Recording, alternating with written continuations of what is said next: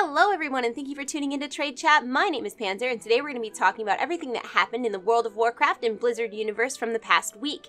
Everything from World of Warcraft BFA hype to the Hearthstone Boomsday project. Let's catch up.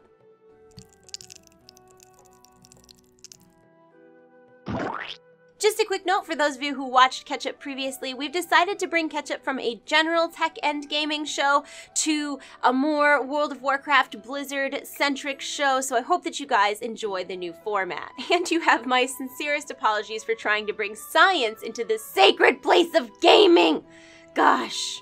Blizzard hype was everywhere this week, even seeping into the background of Matt Groening's newest series, Disenchantment, as pointed out by Reddit user BlitzBob the Great. There is a bit of a comment war on whether the spiral is a summoning stone reference or if it's supposed to be the stone from the Pixar movie Moana. But there's no way you can look me in the eye and tell me that's not a summoning stone. I mean, it doesn't even look like the Moana thing, plus given the show's setting, a summoning stone makes way more sense. So like, Moana people, just let it go. Panzer, actually, Let It Go is from Frozen. That's the joke.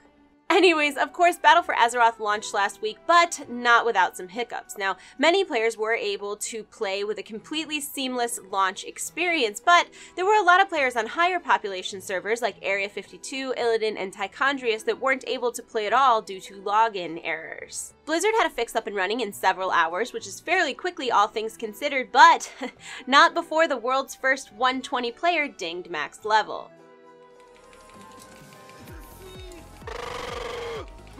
Boom! Let's go, dude.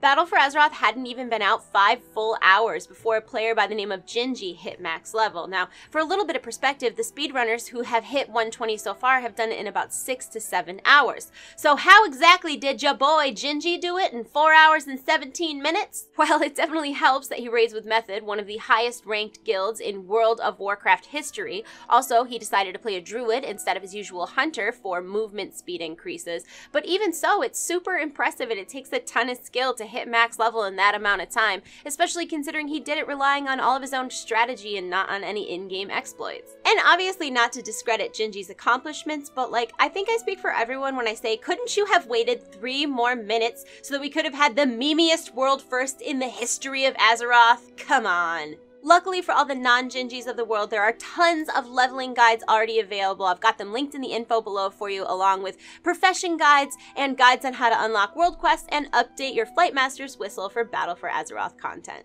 Along with World of Warcraft, the WoW companion app also received a huge update this week for Battle for Azeroth. With this version, you can explore the newest zones in Kultiris or Zandalar, manage faction missions, view your characters and their armory, and a bunch of other perks. The companion app is an awesome way to keep up on all that Battle for Azeroth has to offer while you're taking care of real-life secondary quests like work or school. So I definitely recommend getting the update if you haven't already. Keeping the hype train rolling, we all know that World of Warcraft isn't just about gameplay and grinding. It's also about all the captivating lore, the characters we know and love, and the beautiful art and cinematics. And last week, Blizzard gave us a launch trailer called Embers of War to kick off the events of Battle for Azeroth with a bang. On top of that, Blizzard dropped some stunning new concept art, like this new version of the Horde Alliance Stare Down featuring Jaina Proudmoore and Princess Talanji. To check out all of the concept art and trailers dropped in the past week, I will have a link in the info below for you. Moving away from WoW and on to other Blizzard titles, Diablo is back, you guys. On August 8th, the Diablo team tweeted a video titled The Future of Diablo, confirming that several projects are underway. Whether Diablo 4 could be one of these multiple projects, we have yet to find out,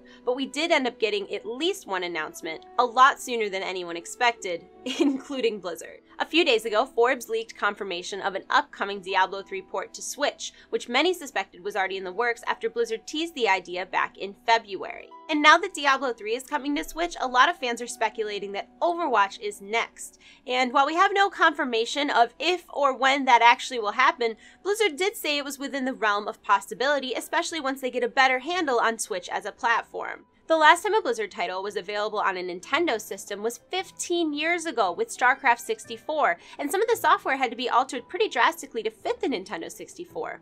But second time's a charm, and hopefully things are able to run more smoothly this time around. While we don't know if there's even a Switch port actually in the works, we can expect at least some new Overwatch content to be announced this week at Gamescom, which takes place from the 22nd to the 25th in Cologne, Germany. At last year's Gamescom, Blizzard unveiled a new map along with the cinematic short called Rise and Shine, which showcased Mei's backstory.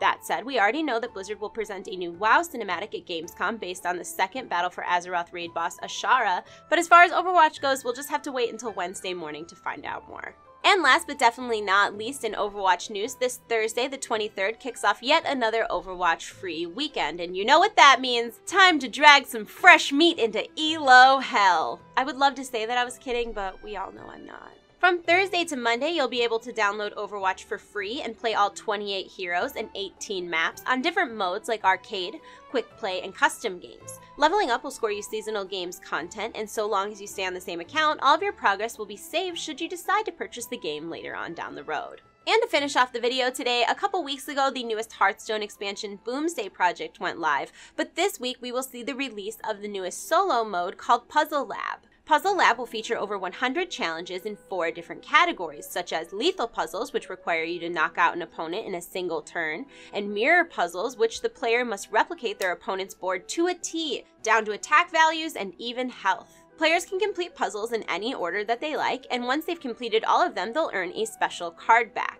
It's also worth mentioning that when Puzzle Lab goes live, you'll receive 3 card packs just for logging in. And that is it for this week's catch-up. Let me know in the comment section, guys, what you're most hype about this week in the Blizzard universe. Maybe it's Battle for Azeroth, maybe it's Boomsday, maybe it's Overwatch free weekend. I don't know. Let me know in the comment section. I'd also love to hear your speculations on what you think is going to happen this year at Gamescom.